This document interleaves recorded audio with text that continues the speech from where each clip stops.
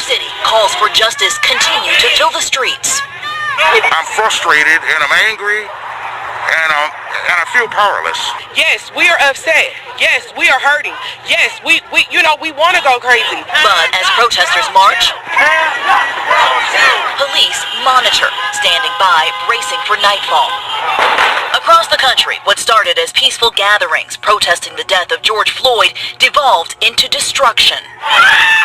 From New York, where police and protesters squared off in the streets, to Portland, where the mayor issued a state of emergency and a city curfew. Everyone off the streets by 8 p.m. after crowds set the city's Justice Center on fire. And in Los Angeles, crowds flooding the freeway, fire burning well into the night.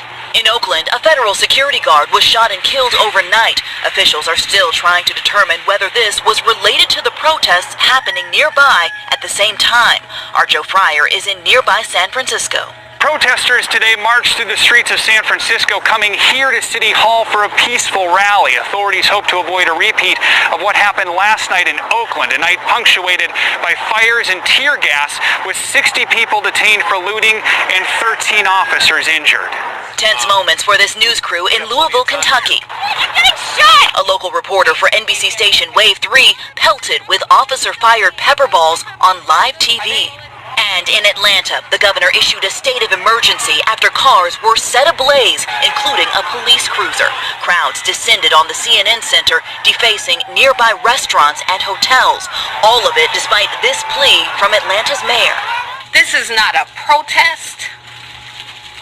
This is not in the spirit of Martin Luther King Jr. This is chaos. A protest has purpose. We are better than this as a country. Go home. Go home. But amid the broken glass, a different gathering. Volunteers bringing brooms, gloves, and a will to restore their city. I just want to show my kids the right thing to do, This is my city. We're going to wake up and we're going to start cleaning up. And Blaine joins us now from Atlanta. How is the city preparing tonight? Jose, they're preparing with more resources and more rules. Take a look behind me. It's looking much different here than it did this time last night. You see that the crowd is confined to a much smaller area, police in a more concentrated area with zip ties. I'll show you right over here. This is one of the areas that was defaced. Well, as you can see, there are now barricades blocking the crowd. And then finally, Jose, I'll show you right back here. We're seeing more police vehicles moving up sooner than they did last evening. Jose, we've just gotten word that Atlanta Mayor Keisha Lance Bottoms has issued a curfew for the city of Atlanta starting at 9 p.m. tonight.